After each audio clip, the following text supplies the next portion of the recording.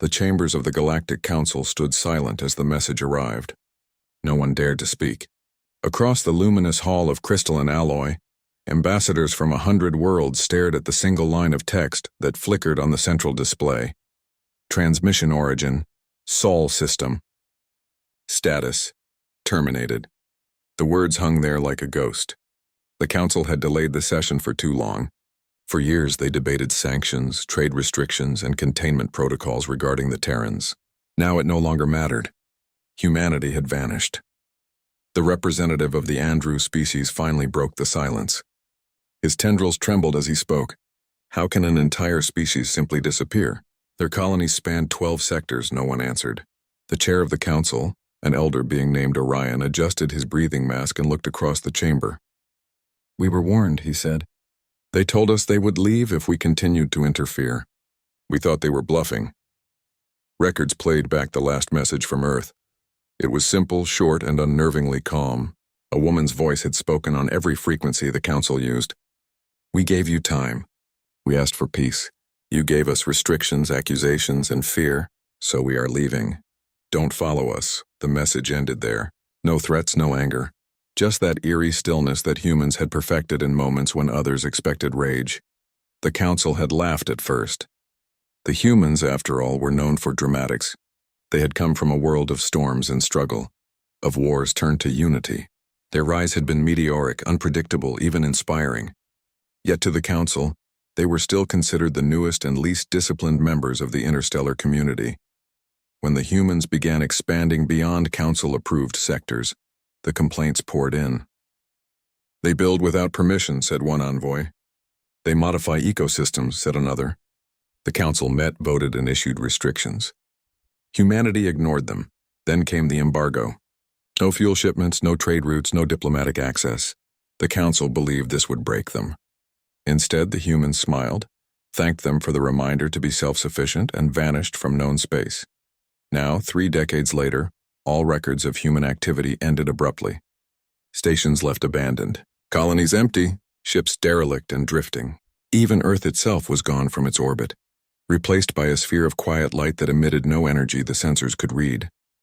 The room filled with voices. Confusion turned to argument. Fear crept into every tone. "They couldn't have done this," one shouted. "Perhaps a weapon malfunctioned," said another. "They destroyed themselves," someone whispered. But deep inside, every being present felt the same unease. Humanity had never been careless. Every act they performed was deliberate. Every silence had meaning. Orion stood and raised a hand for quiet. "We will send a team," he said. "A reconnaissance fleet to the Sol system. We must know what happened." The motion passed without dissent. Within a rotation, a fleet of survey ships left the Council's core world, heading toward the dark coordinates of humanity's former home. When they arrived, their instruments failed to describe what they saw. There was no Earth, no Mars, no asteroid belt. Instead, a vast, shimmering plain of light extended across the region like a frozen ocean. The stars themselves seemed dimmer around it, as if time avoided that space. The ship's engines flickered when they approached. Communications cut out. Then a single transmission pierced the silence. It came not in any known frequency, but directly into the minds of every being aboard the fleet. A voice unmistakably human, soft yet unyielding. "You should not have come." The fleet commander, a cautious being named Laro, tried to respond, but no sound escaped. The voice continued. "You spoke too late. We gave you time to understand. We waited for wisdom. You chose control." The light around them shifted, revealing shapes within the luminous field. Vast structures, geometrically perfect, each the size of planets. They floated in silence, connected by threads of silver energy. "It looked like a city built for gods. What is this?" Lara whispered. The voice answered. "This is what you feared we would become. We left behind the limits of matter. We are no longer where you can reach." The fleet systems began failing one by one. Navigation collapsed. Drives powered down, yet no one felt pain or panic. Only awe. "You still measure power by control," said the voice. "You called us dangerous because we refused obedience. But we only sought freedom." The fleet was silent. The voice faded. When their systems returned, the light was gone. The Sol system was empty space. Not even debris remained. They returned to the council with no recordings. Every device had been wiped clean. Yet each mind carried the same memory, the voice, the light, and the quiet certainty that humanity still existed somewhere beyond their understanding. The council met again. The hall was full, but no one dared to sit at ease. Orion presided once more, his voice subdued. "They are gone," he said. "Not destroyed, not dead, simply gone. And I fear we may never find them again." The Andrew envoy leaned forward. "Gone where?" Orion looked up. "Perhaps beyond what we call space. Perhaps beyond what we call life." Speculation flooded the chamber. Some said humanity had discovered a way to transcend reality, turning into beings of pure energy. Others believed they had moved to another dimension, a higher plane where time and matter obeyed new laws. A few whispered a darker theory, that humanity had simply grown tired of a galaxy that refused to trust them and left it behind forever. Centuries passed. The Council's archives filled with theories, reports, and fruitless expeditions. None ever found a trace. Yet from time to time, strange phenomena appeared on the edges of known space. A dying star restored to life overnight, a colony saved from annihilation by an unknown fleet, a plague cured without medicine, its victims waking as if from a dream. Each time, the witnesses spoke of the same thing, a brief flash of blue light, and a calm voice saying, "Be still." The Council forbade discussion of these events. They feared hope as much as they had once feared humans. But stories have a way of surviving. Across the galaxy, whispers spread among younger civilizations. "They will come back one day," they said, "when we are ready." The old races dismissed this as myth. Yet Orion, now ancient and frail, kept a single recording in his private chamber, the audio reconstruction of the final human message. He would play it sometimes, when the hall was empty, and listened to that calm voice. "We asked for peace. You gave us fear. So we are leaving.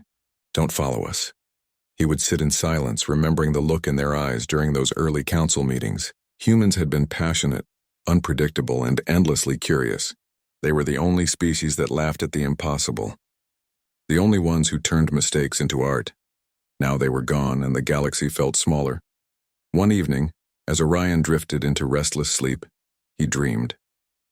In his dream, he stood among stars brighter than any known to science. Before him stood a figure, vague, radiant, unmistakably human. "Why are you here?" Orion asked. The figure smiled. "Because you called. We didn't mean to. You never do," said the figure. "Yet you always seek understanding." Orion hesitated. "Why did you leave us?" The figure looked toward the endless horizon of light. "Because you weren't ready to walk beside us. Every council we joined wanted us contained. Every ally wanted us predictable. We are not meant for cages." "But you changed everything," Orion said. "Your ideas, your art, your courage, they transformed the galaxy." The figure's smile faded slightly. "Then let that transformation continue without us. You must learn to stand on your own." "What are you now?" Orion asked. "Free," the figure answered, "and watching." When Orion awoke, his chambers were silent. The stars beyond his window flickered strangely, forming a brief pattern that resembled the human emblem once used on their ships, a blue circle crossed by a single white line. Then it vanished. He rose slowly and addressed the council that day with new resolve. "Perhaps," he said, "the lesson of humanity is not power, or progress, or defiance.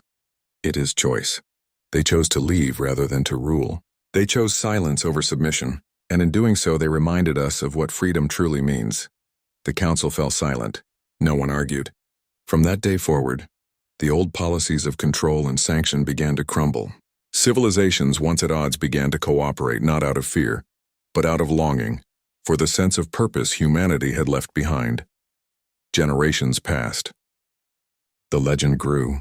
Explorers would sometimes claim to find ancient human relics, unaging machines, gardens blooming in dead worlds, messages etched in languages that shifted when read. One such explorer, a young pilot named Mara, discovered a derelict ship drifting near the void. Its hull bore the faint letters HSS Dawn, the last recorded human vessel. Inside there was no crew, no decay, no damage.